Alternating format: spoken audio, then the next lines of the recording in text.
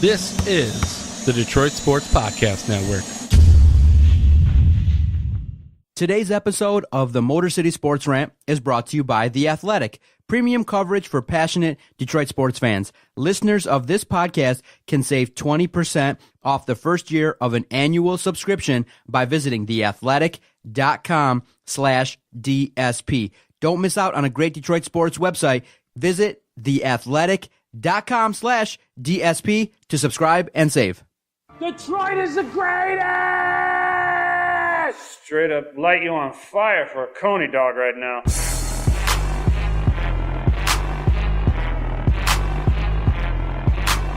Aaron McCarty comes back with Neiman in front of him. McCarty draws. McCarty in. McCarty scores! He makes it a goal! Darren McCarty!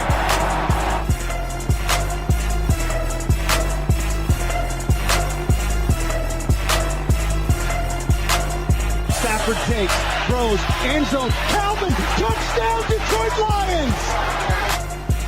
What's up, everybody? Welcome to another episode of the Motor City Sports Rant on the Detroit Sports Podcast Network. As always, I am one of your hosts, Jason Jarvie. Follow me on Twitter at Jarvie the King.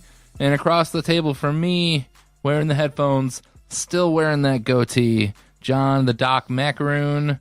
How was your Mother's Day? It was very interesting, Jason. Obviously, it's a situation in which a day where you got to honor the mother of your kids. We had family over, and thank goodness the weather was nice. I really took stock in just enjoying the weather, staying outside, and playing cornhole. It was very fun. I got, for Christmas, my in-laws, bless their hearts, they got me a Michigan State cornhole game.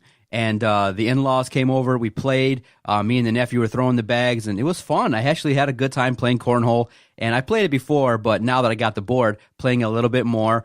The missus made Mexican food. I brought her breakfast in the morning. We hung out, and then she made a nice Mexican platter for everyone that came over. So the million-dollar question, because I know your history with parenting, did you actually do stuff for your wife? Exactly. Yes, I did, Jason. I cleaned up. I got breakfast early in the morning. I helped with the kids. I was playing with them from about 1 p.m. to 3:30. Let her kind of stay inside. You had that timed out. You just knew that this is my time, 1 to 2 to 3:30.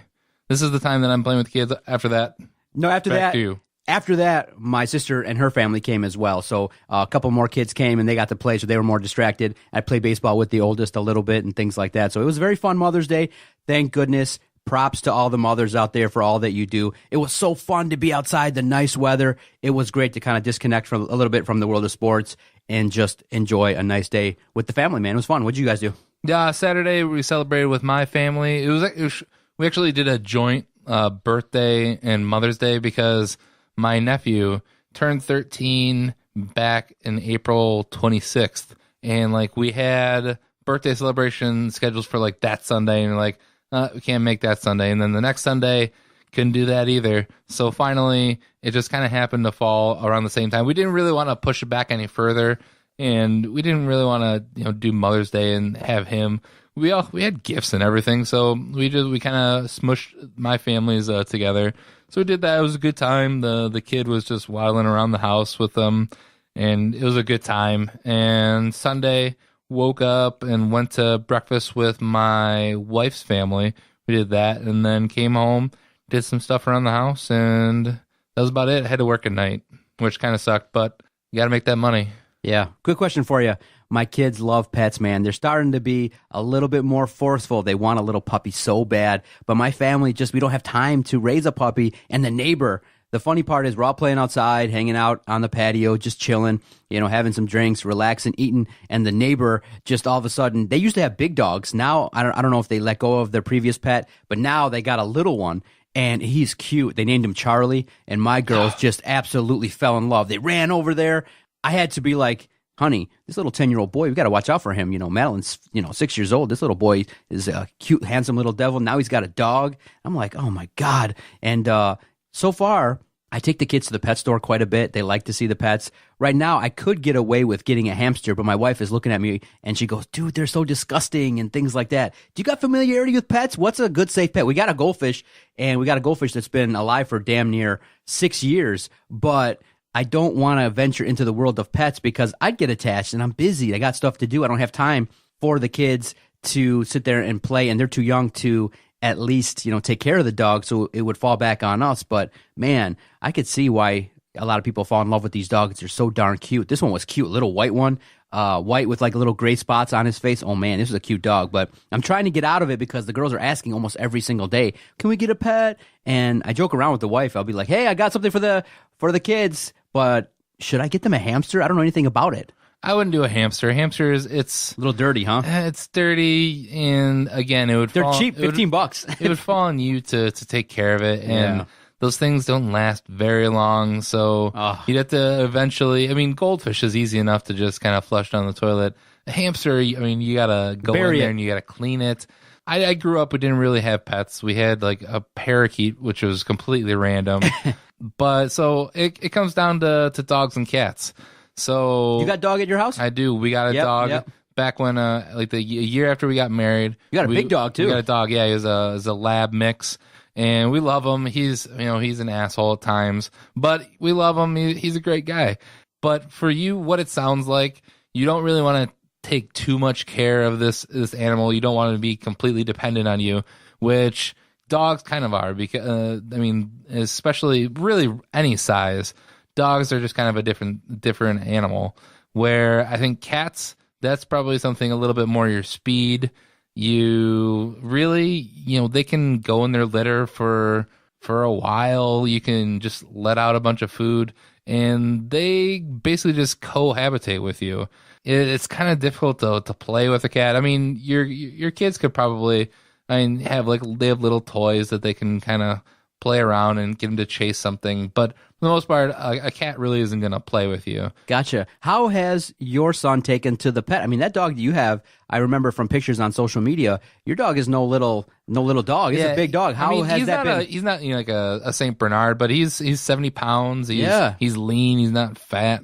A lot of times we do kind of keep him separate because at this point, he really can just he's gonna knock, if he runs into him, he's gonna knock him over. And even though he just turned 5 this year, and we kind of figured that he would have calmed down a little bit more by now, but he's still, he has his puppy moments. So he kind of runs around, he'll chase his tail, and he could just completely knock over my son. So at this point, we kind of keep their distance, but from what I can tell, the kid loves watching him. Like the other day, he was just sitting with me in the chair, and my dog, he went to go chase his tail, and he just cracked up laughing at him. So dogs are probably the best companions, but if you're looking for a pet that you can, it's not gonna, die in a month, but it's a little bit more manageable, a cat would probably be the way to go. Understood. On this week's podcast, definitely stay tuned. We got a lot to get into. I have one more thing I got to get into before we really start this podcast. John, I know your other profession, and have you seen anybody today so far? Have I seen a couple clients? Yes, I did. You earlier have today. seen clients today? Yeah. Have they made any mention to you about anything about you today? Dude. Your shirt's on, you're inside out. It is. Oh my God. No, nobody said anything. I can't believe it. Yes, I knew right away I was going to go, oh, my goatee or nothing. This shirt It's is 1:30 in the afternoon, and your shirt is inside out. See, this is how a busy man rolls. You just get out of bed, and right away you just got to get to the kids and things like that. Nobody has said anything, and I guess the nature of the business that I do is that we talk about serious things, but I might have to post this. You believe that? I don't even know how to.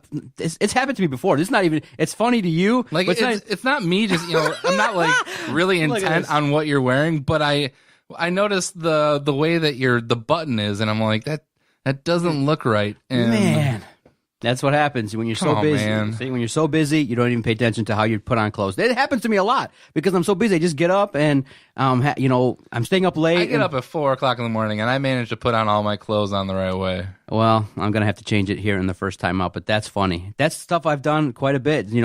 Put on shirts backwards. It happened to me literally 2 weeks ago. I was looking, and before I saw the client, I'm like, wait a minute, this shirt is not even on right. And what are you gonna do, man? That's how it rolls. I've had a couple times where because a lot of times my shirts are down, like my real shirts, because I always wear an undershirt and then I wear a shirt over that, and I keep all my the main shirt downstairs. So sometimes I'll have everything on. I'll have my undershirt, and I'll be ready to go. And I'll almost get to the point where I leave without putting on I'll just have my undershirt on.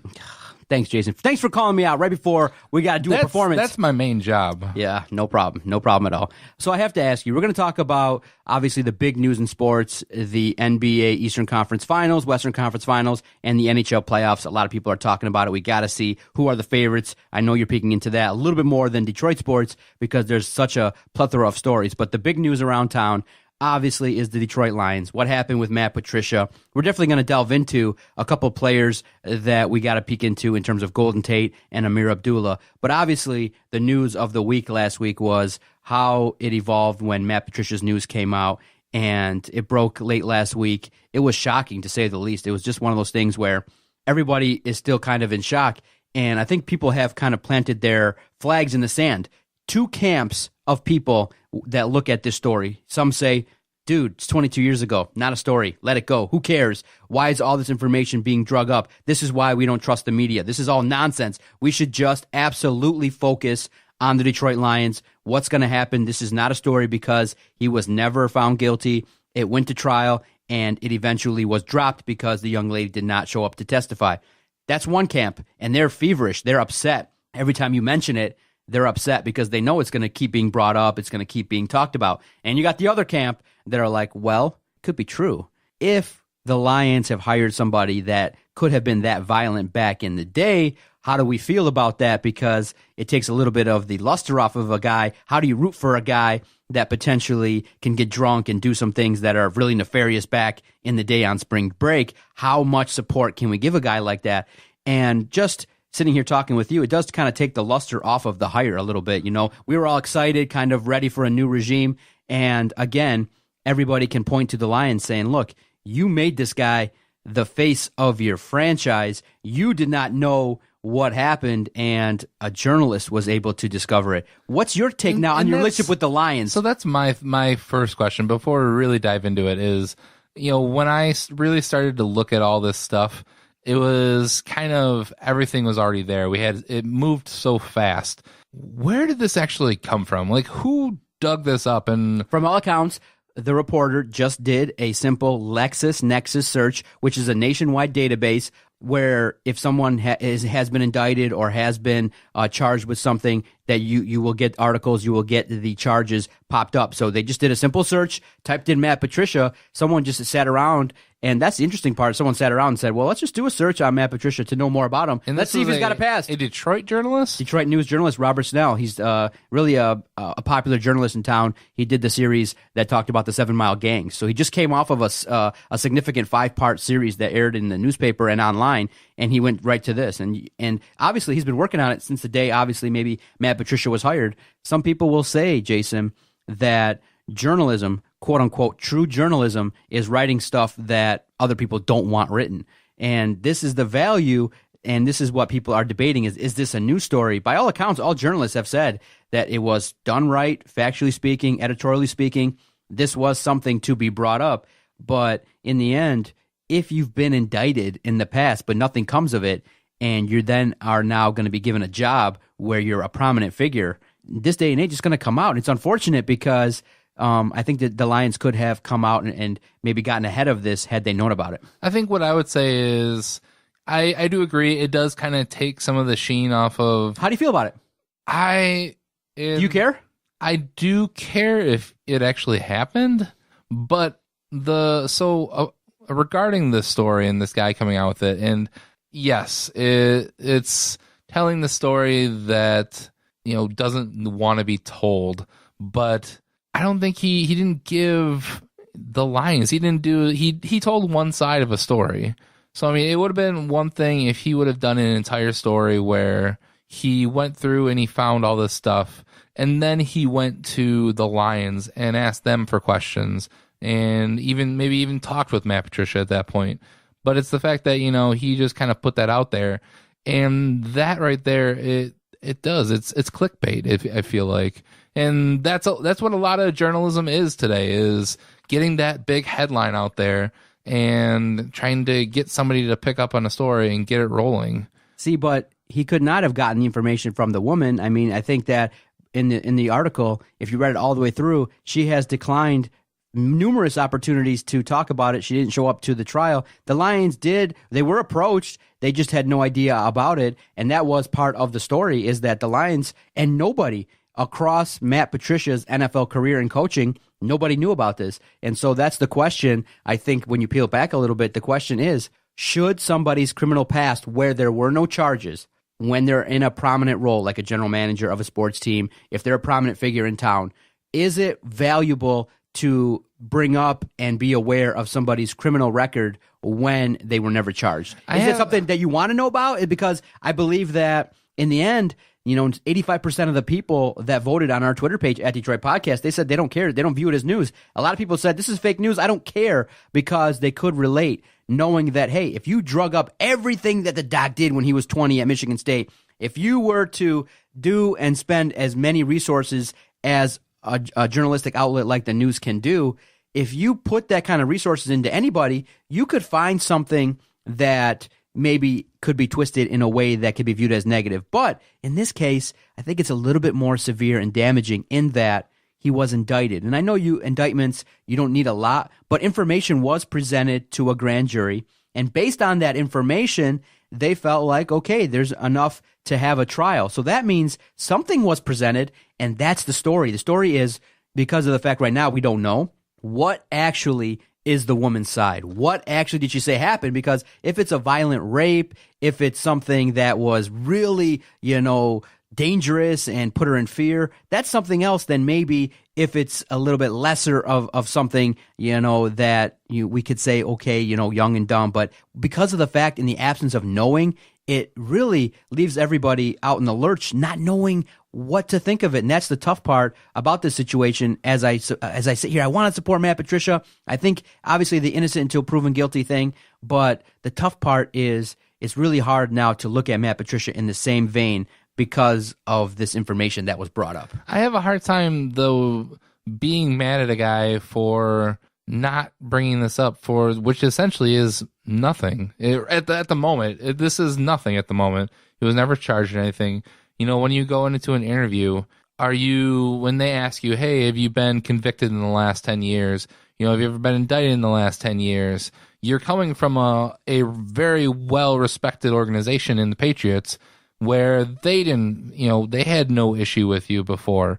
How do you get asked those questions and then expect the guy to just go, well, 22 years ago I was arrested and indicted, but charges were never filed and the case got dismissed. I mean, you can't just expect people to do that. See, nowadays, I think with Matt Patricia and what happened, now you're going to start expecting it. No, Matt Patricia obviously got definitely some comfort knowing that, dang, over the course of 22 years, I've been in the Super Bowl with media. I've been in high-pressure situations. I've been the coach of the New England Patriots, the most scrutinized NFL franchise, and this didn't come out then. It leads you obviously to believe, oh, of course, he gets hired by the Lions, and within 3 weeks and within months of his hiring, they already know something that was potentially really damaging. So it's really unfortunate, but I think in this day and age, people are going to recognize in prominent positions that you got to get out in front of it and talk about it. And that's the other thing I'll ask you is, I don't think many people that support us will say that Matt Patricia needs to be fired, but had you known about this, let's say, for example, you're Bob Quinn and you had known about this, would you have been less likely to hire him? Would you, if you're a hiring person and you're someone in prominence and hey, this person was indicted, went to trial, but the reason why it didn't go further was the fact that the young lady did not show up, that it was kind of a technicality. And Bob Quinn was forceful in his interview. He was forceful in his presser. He came out and said, look, I'm innocent. I didn't have a chance to say, but he did fail to say, if he was in the room, what actually happened. He kind of paused at that and left the boundary right there where we don't know what happened. But knowing that, do you think if you're a prominent general manager one day and someone's sitting across from you and they say, well, I was indicted in the past, someone said this, but I got off on a technicality, you put that puzzle together, do you hire that person? Because I would say, now that it's done, you keep Matt Patricia, you're going to go forward. But if I'm Bob Quinn and I hear this, I go, you know what? I had Jim Caldwell. To go from Jim Caldwell to this, I might have gone a little bit safer, a little bit more conservative. if that's just based on what the organization has done, I would have maybe passed on Matt Patricia prior to this news coming out. If I knew this going forward, and I'm trying to think like Bob Quinn, and this is a guy that you've known for years, Matt Patricia, it truly was the perfect fit in the Detroit Lions. Unless I, without a reason of a doubt, knew that there was something more to this, then I might have passed on Matt Patricia. But I think it was just too perfect of a fit on this team that I don't think you can really just take the chance that, just because this might have happened, then, we're not going to hire him. But I think because it's been so long, you always want to say that maybe it's true, but you can also say, maybe it's not true.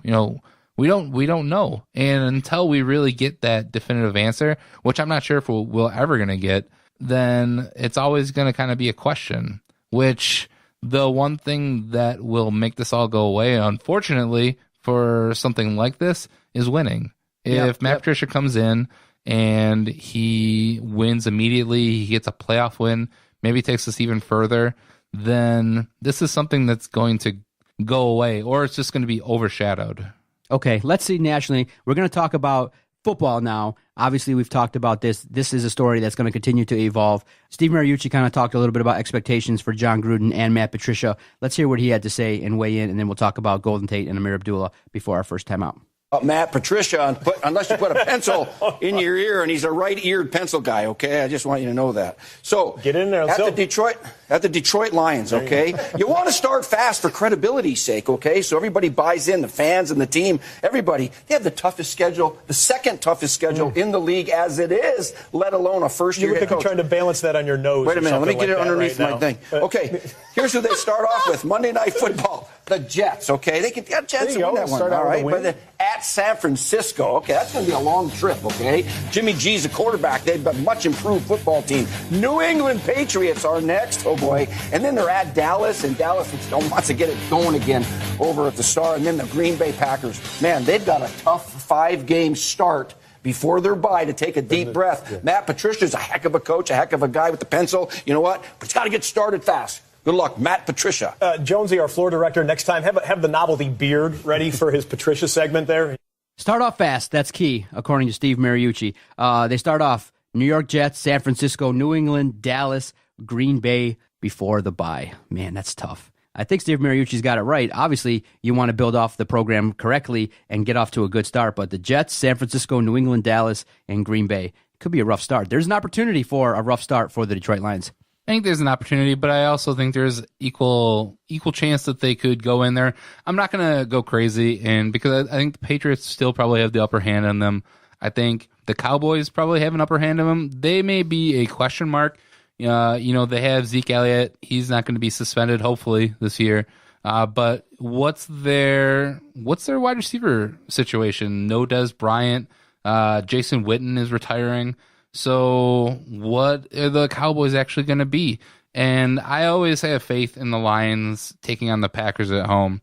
So I know in one of my mocks and looking at what they're going to do, I would say that I think they're going to go 3-2. I think they have the Jets. If you want to go completely pessimistic and look at it that this is a horrible start to the schedule, you could say 1-5 with that one win against the Jets. But I don't believe in the 49ers. I don't necessarily believe in the Cowboys. And I think we can match up just as well with the Cowboys. 3-2, huh? I think that's not bad.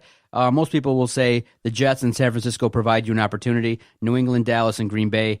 I think probably logistically I'll go 2-3. I'll probably say you could win the Jets, San Francisco, or some combination. I have them winning against the Jets and losing against San Francisco, but I do think that realistically you could go 2-3, 3-2 in that realm prior to the bye, and then you got to get a lot better playing Miami, Seattle, Minnesota, Chicago, Carolina. That middle stretch of the season will be very important for the Detroit Lions. Get better after the bye, week 6, and then hit the ground running. I think there'll be a strong opportunity to get better. Now, a couple players that we got to focus in on is one player we'll start with is Golden Tate, because of the fact that the writing on the wall is based on the fact that he's come out and saying, look, I'm looking at what's been done with Jarvis Landry. Wide receivers are getting paid. There's an opportunity to make some serious cash in the National Football League. If I can continue to put up numbers like 90 receptions and 1,000 yards, then there's an opportunity to make some serious money. But knowing the Patriot way, knowing the Lions, basically waiting for Golden Tate to play out the last year of his contract, would you be willing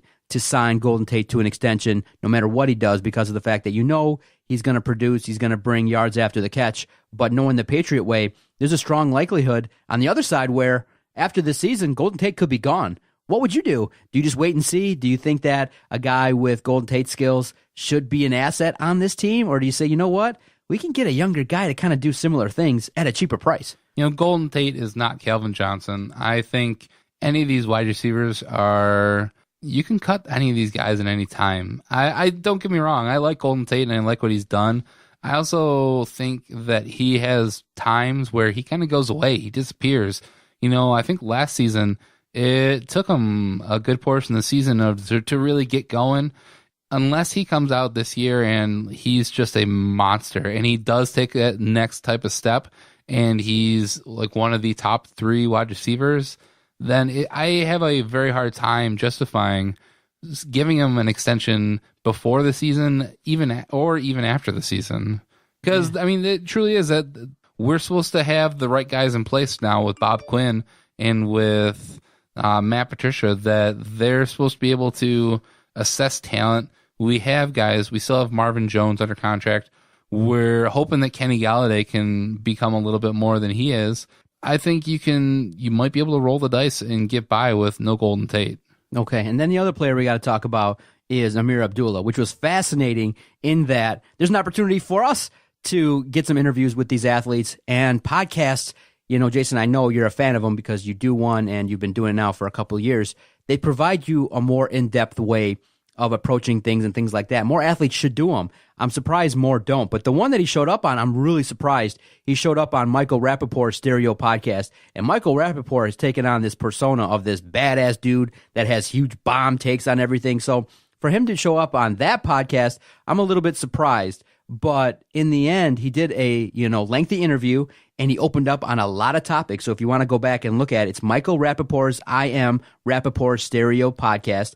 And he basically says, in quotes, "It's frustrating, especially coming from Nebraska where I was the guy. I knew I was going to get the ball at least 20 times a game," he told Rappaport. "For me, it's not necessarily getting a certain number of touches. It's getting meaningful touches and getting into a rhythm. That's where it gets kind of frustrating." And what he went on to say is, basically, he'll get a carry for 10 yards, maybe 12 yards, and then he was tasked with pass blocking, and then he'd sit out a series, and then basically he would not be put into positions to get into a rhythm. And he said, "I'm frustrated with how I'm used. I think I can provide more for the Detroit Lions, and the way that I'm being used is not helping." And it just kind of seemed a little bit one-sided because of the fact that, remember, Amir Abdullah has fumbling problems, turnover problems, and there were situations where he missed several holes. And so the Lions are watching this on film. So it does come across as one-sided, and those that are Amir Abdullah detractors will say, look, if you want to get on the field, you got to produce. You got to, you don't have a 100-yard game to your name,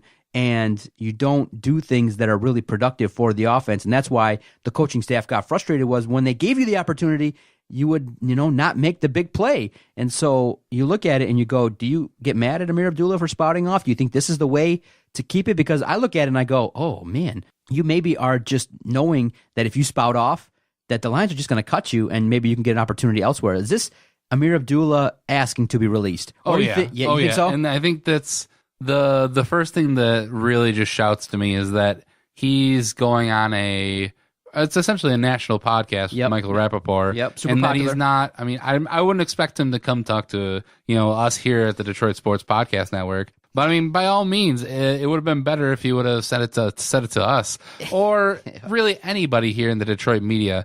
Talk about that in your hometown. Don't go on some national show and talk about this. You're basically asking, because that tells me that you're not happy. So why, if you're not happy on this team and you're not going to give it your all, then you're pretty much going to be gone. And after hearing this, I wouldn't be surprised if Amir Abdullah isn't on the training camp roster.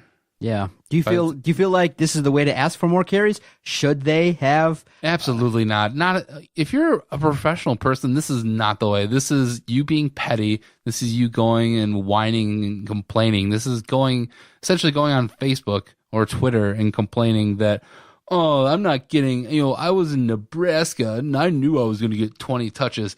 Yeah, there's a difference that you don't have success from college to NFL because you're actually playing the best players in the country, where in college you can get by with just some freakish physical athleticism. You got to get better, right? It just seems like, the time has come.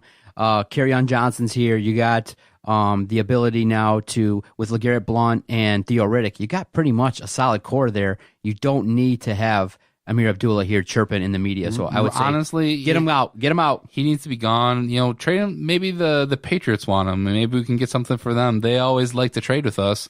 So yeah, like you said, with Kerryon Johnson, with Theo Riddick and LeGarrette Blount, that's who I'm going to be looking for to produce for us this year. And maybe with some Tion Green, maybe some Dwayne Washington in there. But outside of those guys, I'd be fine if Amir Abdullah never touched the ball as a Lion again. Yeah, I think we're all in agreement there. I think this is not a Amir Abdullah house. I think Adam, you, me, we're kind of like, well, you turn the ball over at key times when it was not necessary, and I think maybe he would benefit from an opportunity somewhere else in a better system. And don't get me wrong, if you are listening to this Amir Abdullah, which I'm assuming you are because you like podcasts, so why wouldn't you like the Motor City Sports Rant, the Detroit Sports Podcast Network, or any of the other wonderful shows on this network like Vito and Company, or the Doc and Jock Show? I'm sure you listen to all those. So this is to you, Amir Abdullah. I would love for you to be the best running back that we've ever had since Barry Sanders. But in is this his third year, or is this going to be his fourth year? I think going into his fourth year. So after all this time, we haven't seen anything. And I know you've been injured at times, but there's got to be growth, and there's been zero growth. You look at the Pistons with Andre Drummond. This year he improved his free throw shooting, and that's something that you can actually tangibly see. And you see that he made a change and he got better. We've seen you get opportunities, and you haven't succeeded. Yeah, he was a rookie in 2015. So 15, 16, 17, this is his fourth season. And he doesn't make a lot of money. That's why people are saying he's a shoo-in to make the team, because basically makes less than $1 million.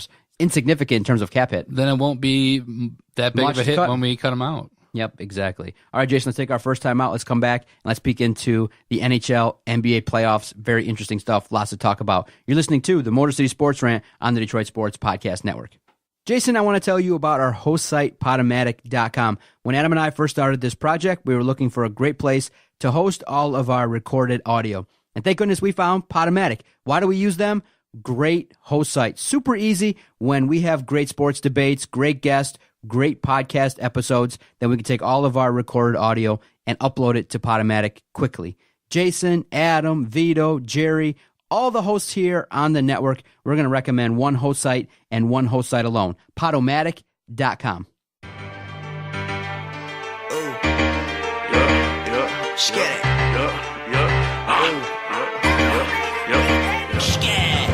Slide down my block, we gon' shoot. Lil' baby a thought, but she cute, but she chill.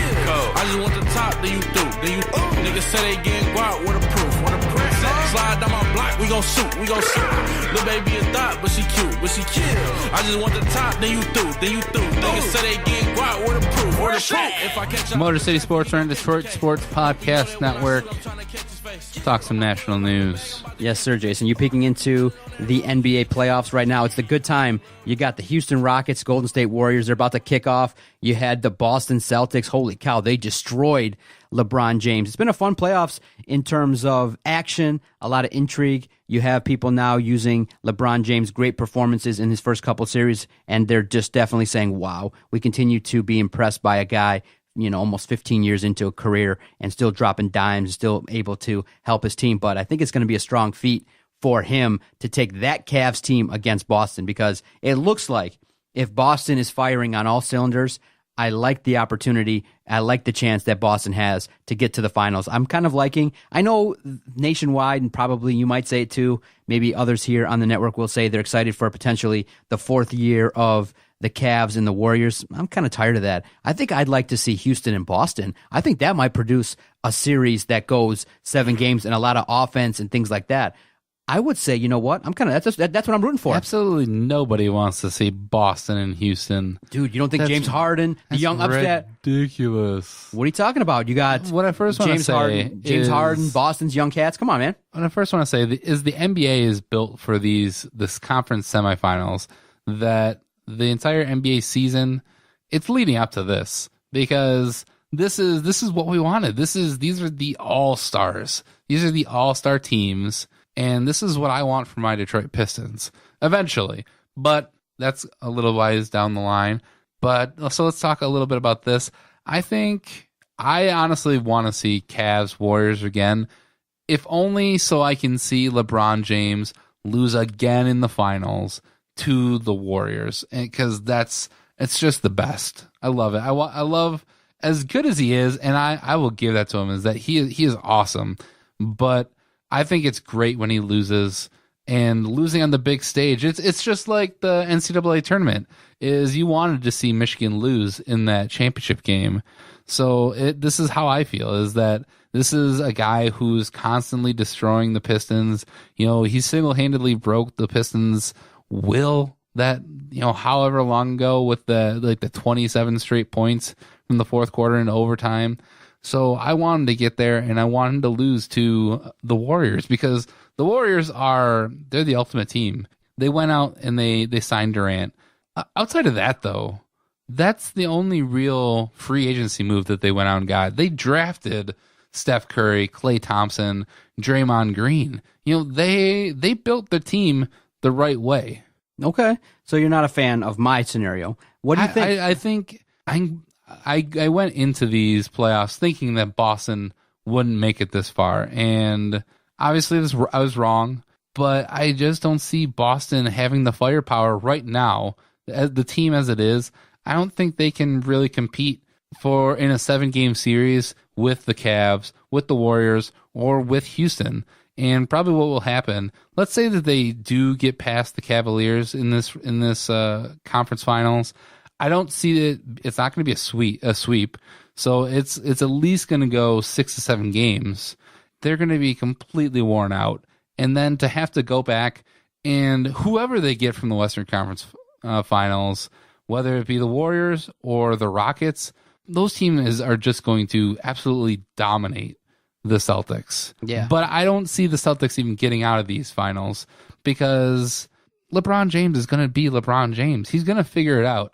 And Marcus Morris can claim all he wants that he's best suited to defend LeBron James. They're going to figure it out, and LeBron James is going to get his, and the Cavs are just going to take care of business the rest of the way. No, that's definitely a fair assessment, is that the Western Conference has a distinct edge. I just want to see competitiveness, and I say, why not go down a road where there's something new, fresh? But if it were to be the Cavs and the Warriors, I think that obviously Kevin Durant's now coming into his own. You got the massive leader, the emotional heart and soul of the team, Draymond Green, and the dude is just absolutely awesome. And I think it's the Warriors championship to take. I mean, it's going to take an overwhelming feat, I think, to knock off the Warriors 4 out of 7. Holy cow. They got Steph Curry, you got Draymond Green, Kevin Durant, and that's not even talking about Klay Thompson, who on any given night can drop 20. So that's just a team to beat. It's been exciting. I just like to see the opportunity. I do think that James Harden is going to basically be upset from last year and try to make up for the second round exit and try to put in more points and put in more work. I don't think Houston has enough,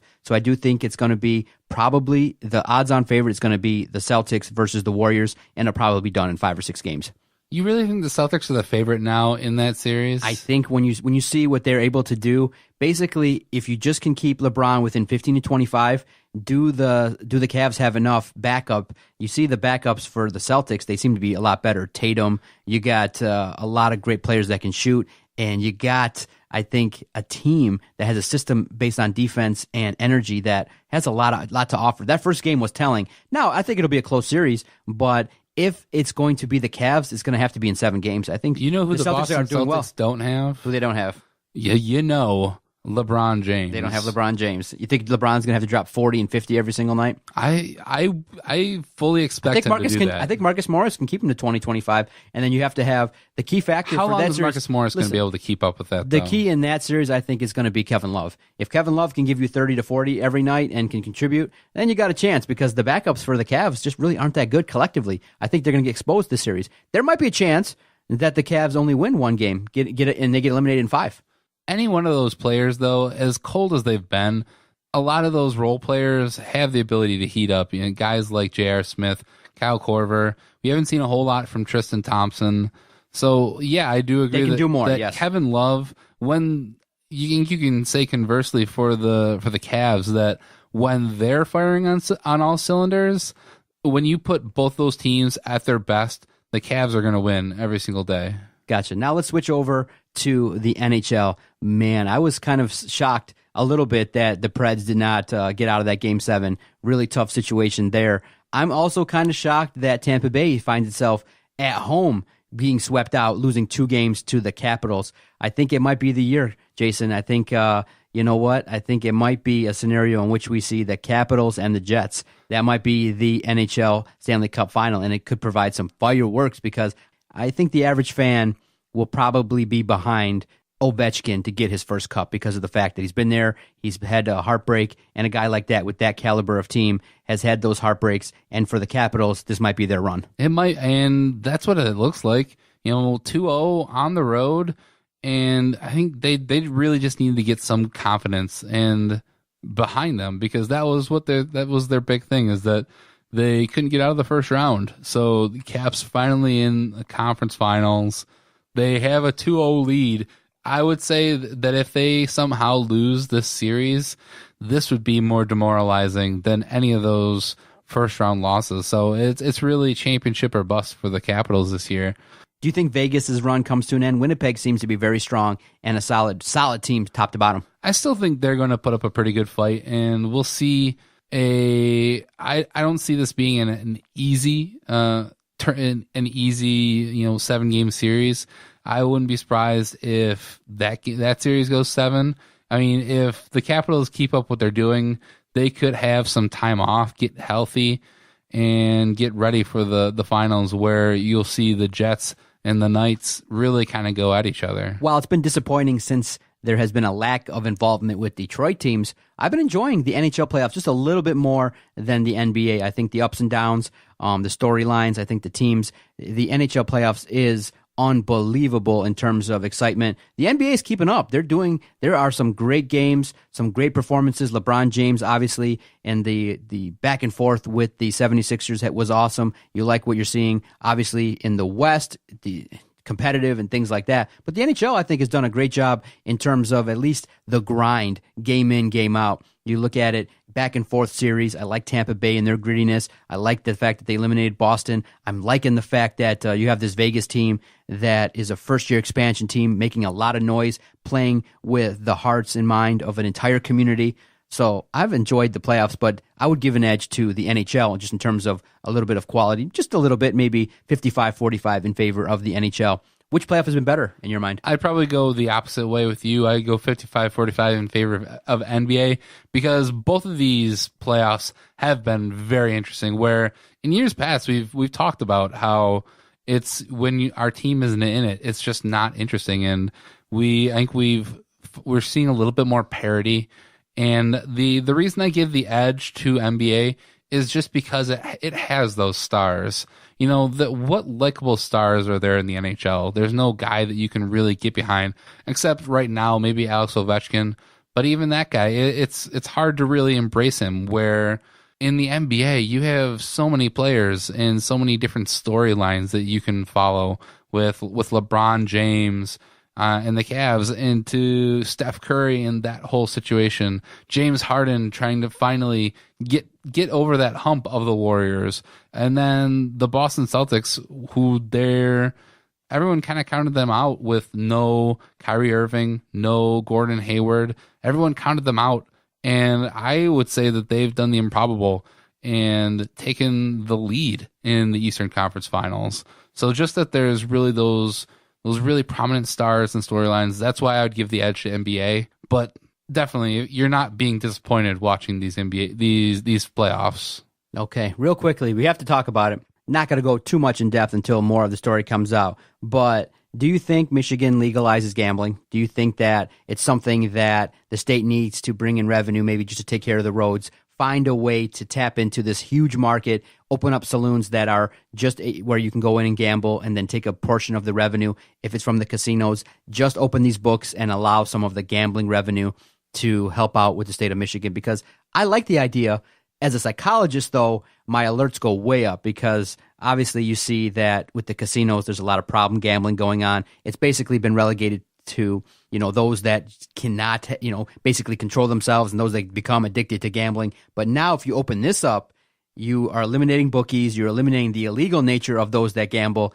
And if it's open to the public where you can just walk in and place a bet, my psychological senses go way up and go, oh man, there's going to be some more problems, more people that are going to be struggling to control it because it is so easy to place a bet illegally. Now, if it's legal, how many more young people are going to get sucked up into it? So I see the negative side of it, but it's tough because it's a temptation where you can think, how many talented people are we going to lose to professional gambling and things like that? I think it's going to be legalized in Michigan. It'll be a fascinating look to see both sides of the argument, but I think it's coming. I think it's coming fast. I see this as the same thing as marijuana is. I just don't see, I guess I do see the bad side of it, but because you made a very good argument, but I just don't see the issue with it. I think, the issue is the part that where people gamble what they don't have. That's the issue. The addiction part. If people have that problem, they're going to do it anyways. Yeah. So if this is something, I think I saw somewhere that, it'll increase like revenue by like 20%, and I would take out it making it illegal. And I think that is improving it already because how many people get hurt? Maybe I'm just pulling stuff from the movies, but if you can't pay a debt, it's not going to be good for you. Yeah, no, I think it'd be interesting to see if they open up a nice sports book in town. You go watch an event, drop a couple bucks, as opposed to maybe dropping $200 on a dinner, just drop $50 on the Pistons to lose a game and enjoy the contest. It makes sense in terms of, like anything else, it's a free country, so why limit it? And we have to find ways, though, in terms of taking a negative like addiction and the seedy side of it and make it a positive. You can fix the roads based off of this, and you can take the money and filter in the money, all the money, the influx of cash coming in, and you can influx it to cities, schools, and roads. I'm all for it. Do that and then set aside a portion to addiction, help. While it does encourage it, they acknowledge that, there are issues out there. Okay, so we'll see how this plays out. We'll see if it's on the agenda to be put up for a vote anytime soon, but it is major. Any state can legalize gambling now, and so we'll see how this plays out going forward. Great podcast, sir. I know we were late a little bit on stories, but I think just hanging in, getting into the flow, I think like most things, once we get into it, we can definitely rap for an hour about sports, about anything. And so I appreciate your time. Great episode of the podcast. I always enjoy Mondays. Part of the schedule, it's like ... boom, Jason Jarvie, 1 p.m. Mondays. Fun stuff. Indeed. And hopefully something big will happen next week, and we can talk about that instead of talking about Matt Patricia and what he might have done. But I know for you, you're not going to like this, but keep your fingers crossed. A major athlete in the college realm might be stepping foot in these offices to have a conversation. So keep your fingers crossed as we raise our profile. Athletes, like you said, on the pro realm, maybe not willing to step in, but maybe college athletes, our first active college player on a major level could be stepping foot in these offices. Well, whoever it is, if they're from a certain school, maybe try to get a signature and then we can get them kicked off or something like that. I don't know. Yeah, see you later.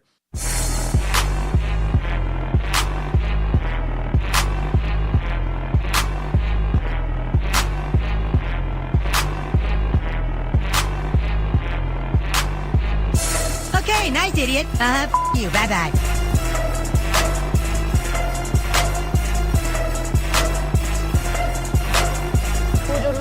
Good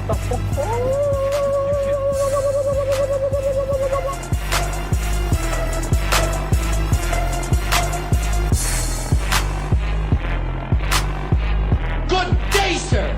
I said good day.